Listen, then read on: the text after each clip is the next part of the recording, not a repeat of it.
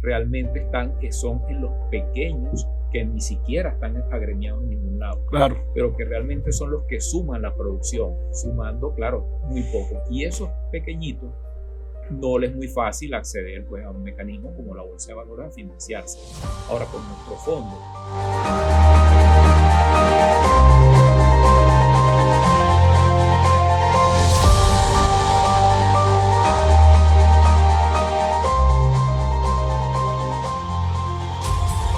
Portobello, distribuidores exclusivos de Lucerna, marca de iluminación con 30 años de experiencia. Sé parte de la innovación del campo, pioneros del crowdfarming en Venezuela. Clave Ganadera es tu puerta de entrada a la ganadería moderna, generando un impacto real desde la comunidad de tu hogar. Contáctanos para más información. El primer requisito para invertir es estar informado y nuestros aliados de Hábito Inmobiliaria tienen la mejor información de mercado inmobiliario. Con más de 10 años de experiencia, 800 operaciones registradas y presencia en Venezuela y México, son la mejor opción para alquilar, comprar o vender tu inmueble. Venezuelan Cargo Brokers, una empresa de logística integral con más de 14 años de experiencia, presencia y cobertura en los principales puertos y aeropuertos del mundo a nivel nacional. Líderes del mercado, movilizando más de 7.000 contenedores al año en los principales importadores y exportadores del país. Si necesitan importar, exportar mercancía vía marítima o aérea desde cualquier lugar u origen a cualquier destino, Venezuelan Cargo Brokers. En Alfa Publicidad hacemos que realmente te vean. Somos creadores y fabricantes con más de 30 años haciendo realidad el sueño publicitario de cada empresario. Renovamos y construimos la publicidad exterior de tu empresa, con letras corpóreas, impresión digital en lona y vinil, pendones, material POP, corte y grabado láser en acrílico y MDF, trabajando con materiales de alta calidad internacional. Contáctanos en redes como @alfapubli y por los teléfonos que aparecen en pantalla. Gracias a los amigos de Grupo Leti, porque tu salud nos importa. En Grupo Leti, nuestro compromiso es mayor. Buenas queridos amigos, bienvenidos a un nuevo capítulo de Tertulia y Dinero, un podcast en donde 3 profesionales apasionados por el mundo de los negocios conversan de manera casual acerca de temas de finanzas, economía e inversión. Hoy tenemos un capítulo especial porque tenemos acá a nuestro amigo Nicolás Pacheco, presidente, CEO de Clave Ganadera, abogado pero ganadero, amigo de la casa, patrocinante del podcast y alto conocedor del campo y de la actividad agropecuaria en Venezuela. Como le digo yo, el Álvaro Oliveros de la ganadería venezolana. Así mismo. Un placer tenerte en estudio, Nicolás. No, vale, un placer para mí compartir con ustedes. De verdad que el podcast, bueno, todo un éxito y referente en el país, en el mundo de los negocios y sobre todo en lo positivo, ¿no? que se está haciendo en el país, porque ese siempre también es el enfoque, ¿no? Resaltar las cosas buenas. Y demostrar y dar a conocer las cosas buenas que se están haciendo en Venezuela, como el proyecto de Clave. Hoy vamos a tocar 3 temas. Como tema número 1, grosso modo, tenemos por qué el financiamiento bancario se ha vuelto prácticamente inaccesible para el sector agropecuario. No es un secreto lo complicado de conseguir financiamiento agropecuario, sector primario, imagínate, a día de hoy en Venezuela, ¿no? Como tema número 2, algo un poco relacionado, que es entre ese crédito informal al que a veces los productores tienen que acudir y esa dificultad de financiamiento tradicional, cómo verdaderamente se están financiando hoy las operaciones agropecuarias, ¿no? En términos generales. Y quisiera que nos comentes un poco, y también José Miguel, entiendo que hay por ahí un proyecto en puerta de un fondo agropecuario a través de la Bolsa de Valores de Caracas. Está por ahí el tema de Agroclave también. Me gustaría que en general, bueno, nos den a mí y a la audiencia, a los fans de Tertulia y Dinero, un poco de información sobre esos temas, ¿no? Como tema número 1, ¿por qué creen ustedes que el financiamiento bancario se ha vuelto prácticamente inaccesible en el sector agropecuario? Bueno, José, yo creo que eso un poco lo han dicho todos los economistas expertos, ¿no? En principio es Bruegel y yo creo que como un hecho, como dicen los abogados, público, notorio y comunicacional, el tamaño de la economía, ¿no? La economía realmente se ha achicado y eso realmente repercute en todos los sectores y obviamente la banca no es ajena a la economía. Entonces creo que el tamaño de la banca desde el punto de vista de patrimonial y por las normas que debe cumplir la banca, ve limitada, ¿no? La capacidad de financiamiento, ¿no? Además, bueno, el tema del encaje, pero quizá lo principal es lo primero, ¿no? El tamaño de la banca en relación a las necesidades de financiamiento que hay, que se habla, según los expertos, hay datos que dicen que las necesidades son unos 7.000 millones de dólares que se requieren de financiamiento, y apenas sumando todo parece que llegan solamente a unos 2.000 millones de dólares, o sea que hay un déficit ahí de unos 5.000 millones de dólares para el financiamiento. Y eso es entendiendo la actividad a día de hoy. Recordemos que la economía cayó 80%, claro, o casi 80%, digamos, desde el 2013 hasta 2022, creo que fue el primer año que crecimos. Corrígeme si me equivoco, es un tema de capital de trabajo, ¿correcto? ¿Esta necesidad de financiamiento o también incluye horizonte de inversión a largo plazo? Sí, de todo. En el caso concreto, por ejemplo, del sector agropecuario, allá hay varios rubros, ¿no? Porque tenemos la parte agrícola vegetal, que tiene sus necesidades, y está la parte pecuaria como tal, que también tiene sus necesidades. Ambos son demandantes de capital intensivo. En el caso, por ejemplo, del sector agrícola, hay un tema bien importante que tiene que ver con el parque de maquinaria, ¿no? El parque de maquinaria general es bastante obsoleto, o sea que ya estamos en necesidad de actualizar la maquinaria, ¿no? 100%. Vemos como hoy día en otros países hay todo este tema con inteligencia artificial y con drones y todo lo que tiene que ver con tecnología, tractores que se manejan solos, ¿no? Ya sin un operador. Y aquí todavía tenemos, la mayoría de los tractores son a lo mejor de 1980, 1990, de unas importaciones. Gasta aceite, sí. Y le echan 2 potes de aceite toda la semana. Claro. Sí, 100%.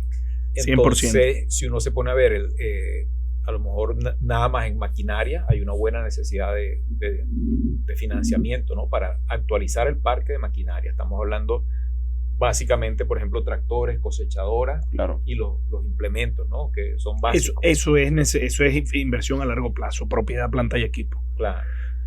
Luego tienes las necesidades como tal de capital de trabajo, ¿no? Que, por ejemplo, el caso del maíz o del arroz, que son unos rubros, vamos a decirlo así, bandera, o que tienen una superficie bastante importante en el país, que son lo que llaman cultivos de ciclo corto. Tienen pues las necesidades del financiamiento como tal del costo de producción de una hectárea, ¿no? Que obviamente allí van las semillas, fertilizantes, insecticidas, herbicidas. Bueno, financiamientos de corto plazo, por así llamarlo, ¿no? Correcto. Allí también hay bastantes necesidades. Y en el caso pecuario, bueno, creo que ahí la cosa se complica un poco más, porque en general siempre los que me han escuchado por ahí, digo que la ganadería es una actividad bastante estable, porque la verdad que en el tiempo se va estabilizando, pero es de largo plazo. Claro. Un programa de cría, yo recuerdo en su época, yo era cliente del Banco Mercantil, y tenía préstamos para cría a 10 años. Esos eran los créditos que daban, sí, a 10 años, porque claro, un programa de cría uno lo viene estabilizando después del quinto, del sexto año, es que ya empieza uno a estabilizar el rebaño, ¿no? Entonces, claro, lleva tiempo. Por ahí hace días leí algo del profesor Gerardo, que decía que, bueno, hay que entender bien un poco la dinámica de la actividad ganadera, que no es igual a la actividad comercial, ¿no? Que no se pueden hacer financiamientos del sector agropecuario, o en el caso concreto pecuario, la ganadería, a créditos de 6 meses y con cuotas mensuales, porque no es viable, pues eso no tiene. ¿De dónde saca el flujo de caja para pagar las cuotas mensuales? Es antinatural a la actividad. De eso vamos a hablar un poquito más adelante, porque tenía esa duda también, el tema de cómo haces, cómo se compagina el ciclo de producción con el ciclo de los pagos de los financiamientos que tienes capaz ahorita sobre la mesa, porque bueno, capaz te pueden prestar muy a corto plazo, a 12 meses posiblemente, pero tienes que hacer pagos mensuales. Entonces capaz para alguien, vamos a decir, lo que se mete en un plan de cría cuyo horizonte de inversión es a largo plazo, ¿de dónde sale el flujo de caja para ir pagando ese préstamo? Entonces al final decide no tomarlo, decide no meterse en el plan de cría, y al final también quien sufre en líneas generales es la economía venezolana y la sociedad, porque el rebaño se está achicando constantemente, ¿no? Claro, y todo lo que implica, ¿no? Porque siempre nosotros consideramos que el tema de la actividad agropecuaria es bastante importante, también porque demanda mucha mano de obra, ¿no? Y eso es bien importante en el campo, en las zonas rurales, porque una evita obviamente el éxodo, el abandono del campo de gente que se viene a la ciudad en condiciones precarias, y muchas veces lo que hacen es sumar más problemas, ¿no? Entonces la idea obviamente que las personas que son del campo, que trabajan en el campo, que conocen el campo, se queden en el campo, pero para eso hay que tener fuentes de empleo, hay que tener trabajo. Y efectivamente, por ejemplo, la ganadería, inclusive el ciclo más corto, que pudiera ser el levante, estamos hablando de una actividad de 12, 18 meses, imposible pagar cuotas mensuales. Porque cuando uno levanta, por ejemplo, unos mautes, nada más ya comprarlos y moverlos en camiones y llevarlos al sitio, a la finca donde los vas a levantar, ahí tú tienes mermas y pérdidas de peso, ¿no? Que después se van a compensar en el tiempo. Y apenas en un mes, como digo yo, el ganado apenas está botando el pelo, se está limpiando, nada más. Adaptándose a la nueva, claro. Sí. Total, mira. Entonces, esta realidad, Nicolás, para entenderlo, o sea, a ver, no hay financiamiento ahorita, mejor dicho, hay financiamiento, pero capaz las condiciones son muy complejas, tomando en consideración los ciclos de producción y la forma de pagar los préstamos que están actualmente sobre la mesa, ¿no?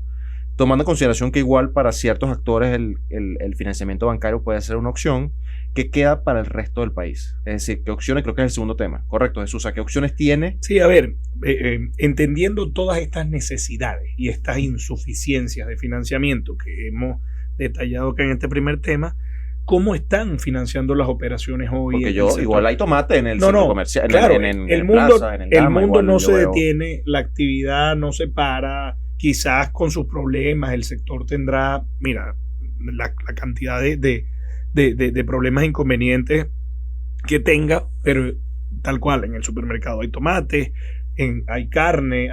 ¿Cómo se financian hoy esas operaciones? ¿Cómo se bandea un productor entre el crédito informal, los prestamistas, la banca, casas de bolsa que están haciendo también algo de deuda privada? Claro, sí, ahí hay de todo, efectivamente hay de todo, uno se pone a ver, ¿no?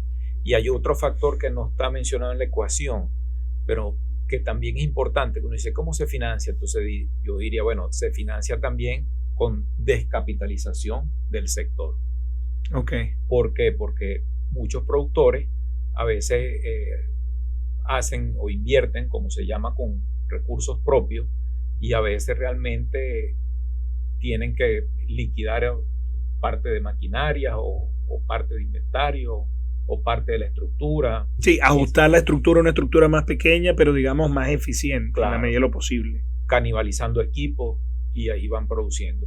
Otro que se ha visto también es que los que actúan en la cadena, ¿no? En la cadena de comercialización, por ejemplo, el caso de hortalizas, ahí lo que llaman los ferieros, ¿no? Uh-huh. Que son los que traen las hortalizas desde los Andes.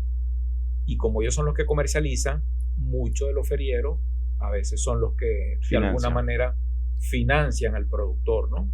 Obviamente a lo mejor no a las condiciones idóneas, porque claro. Después viene un montón de mermas, porque a su vez le paga con la cosecha y entonces el feriero recibe la cosecha y luego de esa cosecha allí, bueno, lo que se vende y lo que no se vende, al final todo eso va en detrimento del productor, ¿no? Bien compleja esa estructura de capital, ¿no? Sí, y muy complejo, pienso también para el productor, porque imagínate a alguien en Trujillo con un tema de hortalizas, porque al final creo que también esa red de distribución hace que el productor, que ya tiene un mundo encima para poder producir, al final termina perdiendo margen entre las líneas de producción, el que, o sea, produce en Trujillo, pero para vender la hortaliza en Monaga, o sea, eso es repartiendo margen que van en merma, en temas de no sé, de pago, etcétera, etcétera, etcétera. Y al final tienes que esperar seguramente que la producción se venda para que te paguen. Entonces el tiempo de espera casi que es también brutal para cualquier actividad productiva en Venezuela, ¿no? Claro, correcto. Y ahí, bueno, se descuenta lo que se dio en préstamo, a veces en insumos y ese tipo de cosas. Y también hay otra modalidad que también la he visto, pues, porque también se me han acercado personas, prestamista informal, pues. Que claro, una suerte de deuda privada no regulada, empírica. Claro, y sobre todo, quizá lo más que vale la pena, o lo que más se resalta allí, es las condiciones, porque a veces también son tasas bastante leoninas, ¿no? Sí, hemos visto de todo, no solo en el sector agropecuario, sector industrial, hoy en Venezuela, ese nivel de encaje tan alto, esa falta de capitalización de la banca, que no permite, digamos, entregar créditos en la medida en la que la actividad económica la demanda. Recordemos una actividad económica que hoy es 75% más baja que hace 10 años, en promedio, y que no pueda digamos, atender esa necesidad genera una cantidad de mercados alternativos que, bueno, el mercado tiene que seguir, los tomates tienen que estar, la carne tiene que estar ahí. Se llega, yo digo que los mercados se autorregulan, ¿no? Se llega de una u otra forma a un punto de balance en el que ambas partes están dispuestos a... Sí, totalmente. Yo también siempre soy de esa tesis que digo, el mercado siempre busca su cauce y él se va equilibrando. Siempre llega a un punto de equilibrio, ¿no? O por la oferta o por la demanda, pero ahí se va equilibrando, sin duda. Pero claro, ahí hay mucho por hacer, ¿no? Mucho por hacer con el tema, por ejemplo, en el sector agropecuario. Nosotros le llamamos de alguna manera inclusión, ¿no? Y ahora que nos hemos metido más a la profundidad con este tema de los financiamientos agropecuarios, hemos visto que es un problema bastante estructural, que no es nada más aquí en Venezuela, sino que es común en toda Latinoamérica. Sí. Estábamos revisando unas cifras y las cifras eran de Naciones Unidas, de la FAO, y ellos decían que existen más de 15 millones de productores agropecuarios en Latinoamérica. Y de esos 15 millones, solo el 13% accede a financiamiento formal. Entiéndase por formal, la banca o algún fondo agropecuario. El tema de mercado de valores. De fomento, claro. Bueno, recuerdo en algún momento que me comentaban, siendo yo pequeño, que esta gente que sembraba por zafras y tal, habían financiadores de zafras. Entonces había un señor en un pequeño pueblo que él era el que financiaba las zafras de los pequeños productores de la zona. Pasaba mucho en Caicara de Maturín, por allá cerca de tu tierra, Nicolás. Claro. Pero creo que era algo común que se daba en la época, ¿no? Y todavía entiendo que hay muchas de esas estructuras en Centroamérica, donde tiene sentido. Donde el comercializador, pudiéramos decir la agroindustria, de alguna manera es el que financia esa producción, ¿no? Eso también se vio mucho aquí en una época donde, bueno, habían algunas casas comerciales bastante importantes y también agroindustrias que financiaban como tal esa producción, pues. Ahora, estos días hemos hablado en capítulos recientes con el tema de lo difícil que es hacer negocios en Venezuela, y a mí me parece una labor titánica lo que hacen los productores en este país. O sea, yo creo que el mercado con el deterioro de la economía, la contracción de la economía, 80-85%, hiperinflación, corrígeme si me equivoco, el mercado se ha atomizado. O sea, ya no hay grandes, o por lo menos son muy pocos los grandes actores, y los productores en Venezuela, tanto para temas agrícolas como para temas pecuarios, son pequeños productores, ¿correcto? En muchos casos son pequeños productores que capaz no tienen la espalda suficiente para voltearse a la banca y pedir un préstamo con las condiciones idóneas para producir.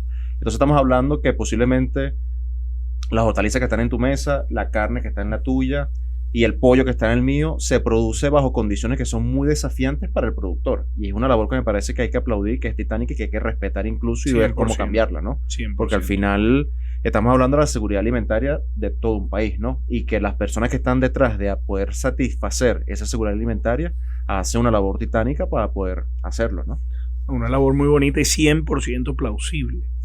Nicolás, me gustaría que nos comentaras un poco también sobre el proyecto de fondo agropecuario que está en puertas para la Bolsa de Valores de Caracas. Entiendo que la solicitud se hizo formalmente ante Sunaval, y que nos converses un poco también sobre el tema de Agroclave. Sí, bueno, Jesús, como sabes, ya tenemos casi 4 años desde que estamos trabajando con un modelo como de finanzas alternativas, justamente pensando algún mecanismo para paliar pues las necesidades de financiamiento en el sector. En principio empezamos con el tema de la ganadería. Básicamente, bueno, como sabes, me dedico a la ganadería y empezamos a trabajar. Hemos tenido un crecimiento bastante importante, pero siempre nos quedábamos con el tema de cómo hacer un mecanismo realmente que pudiera generar un impacto masivo, ¿no? Masivo en el sector, que siempre fue el propósito y la visión a largo plazo, ¿no? La visión que uno tenía, bueno, cómo creamos algo que realmente genere triple impacto, que era el impacto económico, el impacto social, que lo hablaba hace un rato, del tema de la movilidad que genera en el campo la actividad para evitar el abandono del campo y todo esto, y también el tema del impacto ambiental, que tiene que ver con temas de regeneración de suelo, manejo de suelo, rotación de cultivo y todo eso. Bueno, y en tanto iterar una cosa y otra cosa y otra cosa, vimos que había una oportunidad en estructurar, en crear una figura acá que tiene buena marco, vamos a decirlo así, en las instituciones, que es un fondo de capital abierto. un fondo de capital abierto para actividades agropecuarias. José es el experto ahí en los temas bursátiles. No, imagínate tú, no contrataste a nadie. Sí. No, y Asdrúbal también. Pasa que Asdrúbal, lamentablemente, este fin de semana que estamos grabando este capítulo, se fue para Los Roques. Entonces, bueno, Asdrúbal, un fuerte saludo. Te dejo encontrar ahorita en Francisco y Madrid, y no sé dónde, seguramente disfrutando de las playas, mientras aquí seguimos trabajando y bueno, intercambiando ideas sobre cómo relanzar la actividad productiva en Venezuela. Pero bueno, un fuerte abrazo y saludos, Asdrúbal. Asdrúbal también forma parte del fondo como director. La verdad es que, magnífico. Continuando con la idea de Nicolás, yo tengo mucho tiempo que no estoy metido en el tema bursátil, pero hasta mi participación, trabajando en casas de bolsa, como asesor de inversión, como corredor público de títulos valores, la verdad es que la presencia de fondos o de empresas agropecuarias en el mercado bursátil venezolano era prácticamente nula. Escasa, nula, tiende a cero. Y es raro porque Venezuela, siendo el país que es, desde el punto de vista de la importancia que tiene la actividad agropecuaria para el bienestar y para el futuro y a nivel económico, no solamente pasado, presente y lo que venga. Y como les decía, el objetivo de este fondo, en cierta forma, su tesis de inversión, porque de hecho la SUNAVAL te pide cuál es la tesis de inversión del fondo, es apoyar proyectos agropecuarios en Venezuela, sin distinción de tamaño, sin distinción. Entonces creo que estamos como que intentando solventar el problema capaz de acceso a financiamiento que tiene ese grupo atomizado de pequeños productores en Venezuela, que hoy capaz no tienen la espalda suficiente para ir a la banca, que te exige una cantidad de condiciones colaterales, que capaz hacen muy cuesta arriba el pedir un préstamo. Se ha hablado mucho de la Bolsa de Valores de Caracas como un mecanismo para financiarte con papeles comerciales, obligaciones quirografarias, pero capaz incluso también optar a ese tipo de instrumentos de deuda puede ser muy complejo tú acometerlo porque las comisiones, los procesos, los sistemas, los papeles, etcétera, capaz hacen muy cuesta arriba el acceso al financiamiento por fuera del tradicional bancario, al financiamiento con el mercado de valores. El fondo nace para ser un mecanismo más directo de soporte y de ayuda a proyectos que hagan sentido desde el punto de vista económico. Entonces creo que vamos a intentar satisfacer una necesidad que está hoy en el mercado, que es la falta de financiamiento para proyectos en Venezuela. Ya hemos hablado de la problemática que hay, poco, escaso, nulo, y las condiciones cuando terminas querer produciendo en Venezuela son muy cuesta arriba. Claro. Intentar solventar ese problema o por lo menos ser un faro de luz dentro de la oscuridad que significa el tema de financiamiento para proyectos agropecuarios en Venezuela. Evidentemente es un proyecto que va a empezar a iterar en medida que lo aprueben Dios mediante en próximas semanas, a ver verdaderamente cuál puede ser la mejor forma de ayudar a solventar ese problema. Y esperamos seguir creciendo. La especie en la que funciona el fondo es bastante práctica. Al final el fondo hace una oferta pública inicial de acciones donde se levanta un capital. Ese capital es lo que se va a destinar para proyectos agropecuarios, pero del otro lado el fondo va a tener unos accionistas a los cuales rendirles cuentas. Claro. Porque hay que tener asambleas anuales donde el fondo, bajo su tesis de inversión, todos los años va a decir los objetivos fueron alcanzados de esta forma porque invertimos en proyectos de siembra de arroz, no sé, siembra de maíz. Tema agropecuario, tema de siembra de tomate, hortalizas, etcétera, y estos fueron los resultados que se alcanzaron luego de invertir y de ayudar y de apoyar estas actividades productivas. Pero es un proyecto que es bonito porque de nuevo no es solamente José Miguel y Nicolás que están levantando plata para ver y financiar actividades en Trujillo. O sea, creo que estamos buscando la manera de tener la mayor cantidad de pequeños accionistas que sientan y que vean una oportunidad no solamente de inversión en el fondo, sino también incluso de impacto a través del fondo para financiar actividades productivas en Venezuela y ayudar al problema que hemos estado conversando, que es el peligro de la seguridad alimentaria en Venezuela, que al final es un tema que nos incumbe a todos, ¿no? Sí, 100%. Mira, te hago una pregunta que salta al aire con esto que me explicas. El fondo tiene como objetivo participar en actividades, digamos, agropecuarias con equity, con participación de la actividad per se, o busca levantar capital y hacer financiamientos a pequeños productores, o ambos. Te diría que el objetivo inicial de la tesis de inversión, como lo ponemos explícitamente en el prospecto, es realizar microfinanciamientos nosotros. Magnífico. O sea, realizar micropréstamos. Con acompañamiento. Pequeños, con acompañamiento. Magnífico. Con claro, acompañamiento. Además creo que es de lo mejor que puedes hacer, porque no solamente quizás nadie sabe mejor que el productor o pequeño productor la actividad operativa de su tierra, pero en el interín hay una serie de cosas como planificación, finanzas, estrategia, tiempo, ¿sabes? Valor de los commodities que sea lo que sea que produzcan. Sí, y nosotros también tenemos una responsabilidad fiduciaria con nuestros accionistas. Entonces, al final, la idea de, por ejemplo, tener el equipo que tenemos, desde Nicolás, que es Ya le dije el Asdrúbal Olivero de la ganadería venezolana. Y además tenemos al propio Asdrúbal Olivero, que es el Asdrúbal Olivero de la economía venezolana, que es el real. O sea, es también intentar buscar un equipo que sirva de filtro para los proyectos que vamos a intentar apoyar para financiar y que sean mucho mejores desde el punto de vista de rentabilidad. Perfecto, pero que sean proyectos que sean sostenibles y que crezcan en el tiempo. Claro. Porque la idea también es buscar proyectos que al final nosotros no podamos regresar y voltear a los accionistas en las juntas directivas anuales, en las juntas de asambleas de accionistas y decirles, crecimos, producimos más, estamos apoyando a 10.000 productores en Venezuela y esos 10.000 productores están creciendo con nosotros y estamos produciendo cada año más con estas rentabilidades, estos retornos y sobre todo con un impacto que vaya más allá de lo económico, que haya un impacto social que ayude a Venezuela a ser mucho más resiliente y productiva y un impacto también ambiental, que siempre ha sido clave para nosotros, ¿no? No, magnífico. Y ahí hay un punto importante, que realmente es la parte quizá de innovación y el factor diferenciador, ¿no? Que el fondo realmente es de alguna manera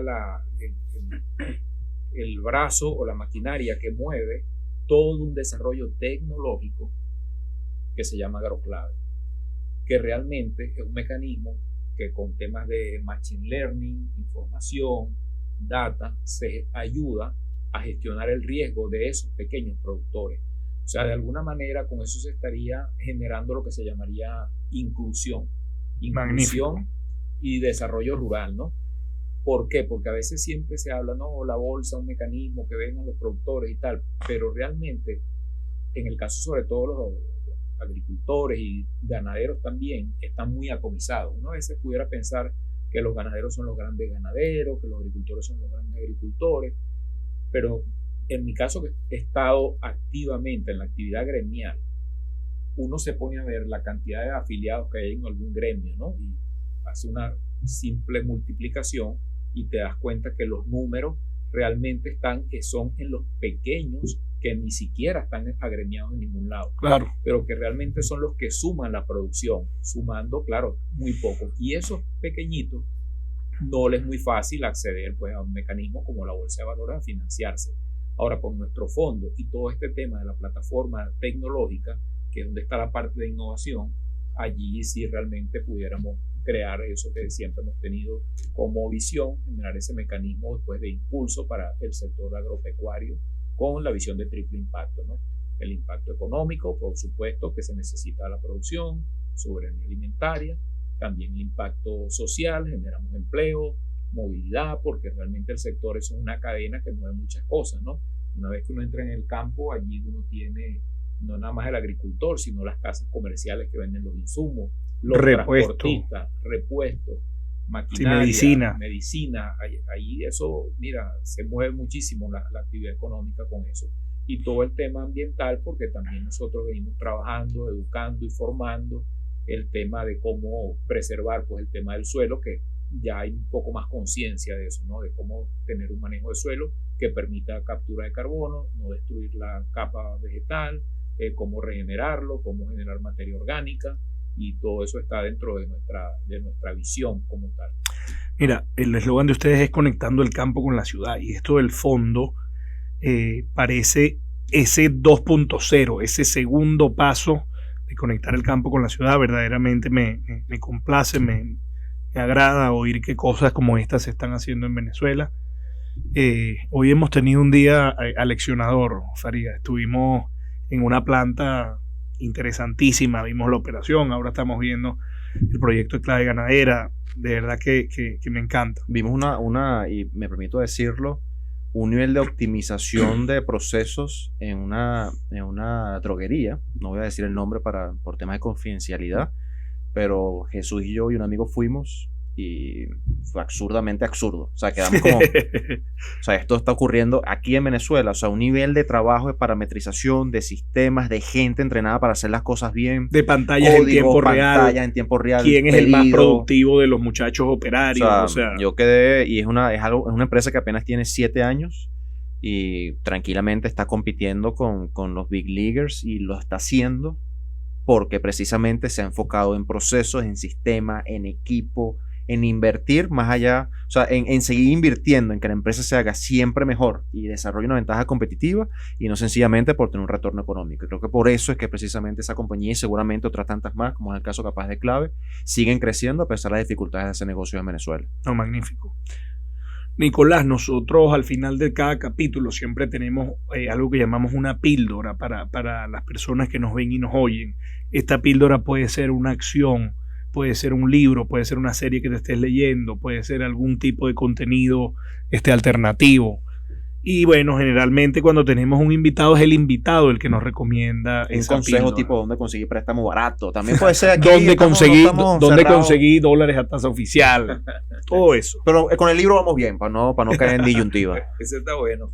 Mira, ahorita el libro que acabo de terminar recientemente, uno que se llama ¿Cómo hacer que te pasen cosas buenas? Pero eso tiene como pinta de autoayuda, ¿no es así? No. Marian Rojas Estapé. Yo lo he visto por ahí. Sí. ¿De qué va el libro?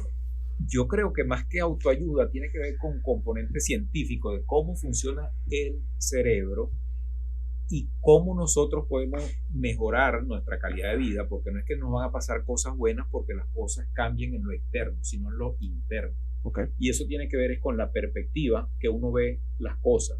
Y bueno, eso realmente me ha servido mucha ayuda. Tiene que ver mucho también con mi mentalidad y el enfoque, sobre todo viviendo aquí en Venezuela, donde siempre vemos, y por ahí me escriben a veces en el Twitter, que si tú sabes. En algunos capítulos anteriores tocábamos este tema, ¿no? Sí, igual, después que te tomes el daiquiri, seguramente vas a estar de acuerdo con Nicolás, el tema de si uno dice algo bueno en Venezuela, a veces te caen encima en las redes sociales. Te caen encima. Y realmente tiene que ver mucho con la perspectiva, que siempre lo digo, el refrán ese de ver el vaso medio lleno, medio vacío, ¿no? Realmente yo creo que ahí está el secreto, ¿no? Eso no tiene nada que ver con un grande positivismo enfermizos ni nada de eso, pero sí realmente tratar de ver que a veces uno tiene muchas cosas buenas y no se da cuenta, y sí, hoy día el mundo es muy complejo, el mundo es bastante complicado, ¿no? Sí, sí. Yo te echaba broma con el tema ahí, es autoayuda, la verdad es que yo no tengo ningún tipo de problema, creo que a veces hay libros que llegan, por ejemplo el año pasado me leí un libro buenísimo, otra píldora, creo que la dejé en su momento, de No te des por vencido, de David Goggins. Y es un libro que es espectacular desde el punto de vista de resiliencia mental para enfrentar momentos difíciles, que siempre va a haber momentos difíciles. Claro. ¿No? Entonces, creo que a veces también se ha creado un sesgo generalizado hacia lo negativo de libros de autoayuda, que solamente por el título, ve el caso que tú me dijiste, no, un libro de autoayuda. El título capaz te invita a pensar eso, pero capaz tiene datos técnicos, psicológicos y buena información para yo leí el libro, tu realidad, ¿no? Yo lo leí hace un tiempo y la verdad que me fascinó. Y es loco porque el libro tiene componentes técnicos de psicología y de medicina, de cómo medicina, las hormonas. Increíble, y todo increíble. Mi esposo se leyó los dos siguientes.